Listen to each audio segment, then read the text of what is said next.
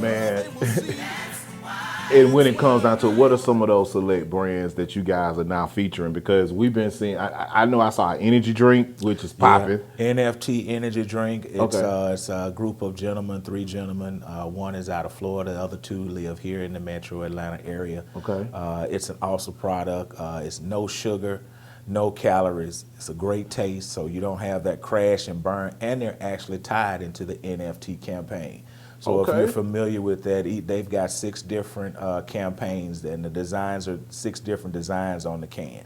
It's the same taste, just a different face. And Okay. depending on the campaign that you are attracted to, you can participate in that particular NFT campaign. So they're on the cutting edge of what's going on in society now as far as the cryptocurrency and all of that kind of stuff. Okay, so that's I was just getting ready to say that because when it comes down to like crypto and you saying campaigns, like what does that look like from a distributor standpoint? Is it kind of like you're in competition with yourself almost, kind of seeing what works? Or No, not really. okay, The campaign, I would tell you to visit their website okay, and be more engaging with the product. If you buy the can, you can scan the QR code on the can, and you can engage it that way. okay, I want that interest to be there. It's a black-owned brand as okay. well, and it's a premium brand, and it's like I said, it's a great taste, and it allows you to be engaging in the product that they offer. Go ahead.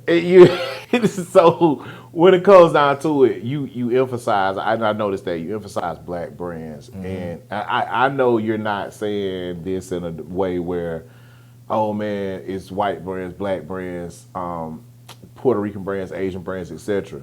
But you emphasize black brands, and I think I look at it as because you know the struggle of what black brands have gone through in the beverage and cigar business. What are some of the things that you've seen that make you emphasize the importance of empowering black African American brands to excel in this industry? Well, I want to first say we're not exclusive to Okay. black brands. Okay. We have been contacted by quite a few black brands. Okay. And we have some other ethnicities that are under the minority umbrella as well, which can get into a little bit later Okay. on. One of the biggest things that is needed, black participation in the spirit and tobacco industry is less than 1%. Oh man. So when you go into a liquor store, less than 1% of those brands in there have any black participation, other than the celebrities that represent some of these major brands that you see, and they're only a face or a hired employee. Ambassadors. Ambassador, that's correct. Wow, That's wow. correct. And so in order to create that diversity, one, you've got to have an option that is willing to give them those opportunities. You'll find a lot of times that the major distributors, they've had these same brands for 10, 15, 20 years or whatever, and they're comfortable with that. Okay. And that was one of the reasons why we ended up doing our own thing, because we were with someone that had an established vodka brand, and we were creating some controversy internally. Okay.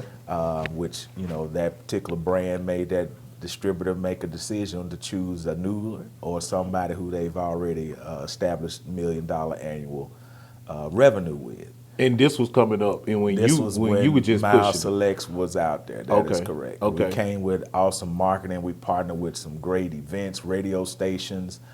We did all type of things to help push our brand. And not only that, it had an exceptional taste. Okay. Because all Yes, you have it to does. do is just chill. I know for a fact that Myles Select is definitely, if not the best, it's in the top 2. Hey man, it might know. say just chill, but it sure don't create thrills, baby. Because I'm telling you, man, I've had the privilege of tasting that beverage, man. And boy, every time it's whoo, boy, it's almost like hat to the moon. And you just chill. It's not like a wild vibe. It's just like, man, you just feel excited. You feel, it's almost like Bob Marley. You know what I'm saying? One love. Right. And one thing that Pam and I wanted to focus on, we wanted a clean product. Okay. We didn't add any additives, anything to it. It's corn based. which makes it naturally gluten free. Oh, man. So we didn't have to add any sugars, anything. We just manipulated the distillation and filtration process. It took us 9 months of back and forth with our original distiller till we got what we have right then. So when we go and do tastings in places, we just chill a bottle and pour a shot. Because if it can't be consumed in its natural form, Yeah. what's the point? And I think it's better in its natural form. All spirit brands should be able to be consumed in its natural. If you got to mix a cocktail to take a beverage, Yeah. that's not a quality beverage. Oh, man. Yeah, exactly. That's I in agree my with you. viewpoint anyway. I agree with Now, you. a cocktail is just an enhancement. You have some people that just don't have the tolerance for anything straight. Okay. They want a little sweetness. They want a cocktail. They may have a favorite cocktail that they want, a vodka base or whatever spirit base that you're in. And there's nothing wrong with that because ours is a perfect complement to anything. We have restaurants that make margaritas with it, Moscow Mules, martinis, etc. If it's a spirit, Myles Select can go in that cocktail. Now, this ain't no backdoor bootleg liquor. You know what I'm saying? I mean, when we come into, how we do in the country. We both raised in the country, Right, so right. our granddad is bootleg. Right. You already know how I go. I mean, I'm seeing Myles Select vodka in Longhorns, Cheddars. I mean, what? It was another restaurant. Chili's. Yeah. Come on, man. We're in a lot of black-owned restaurants as well, Right.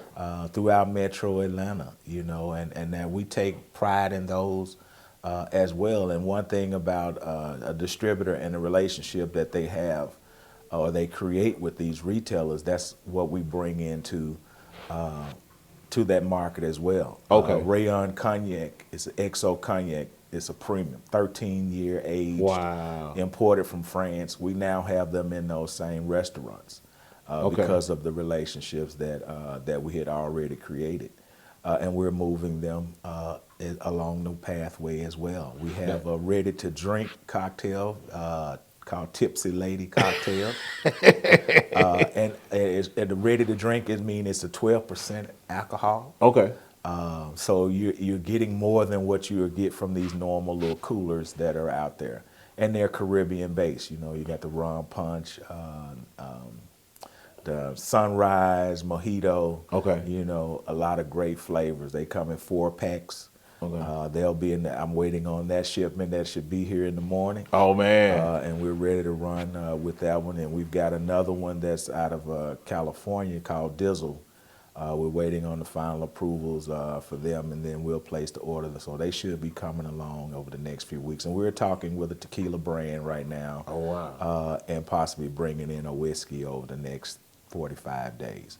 So we're trying to, fill our portfolio since we did decide to go ahead and distribute other brands that we have available options.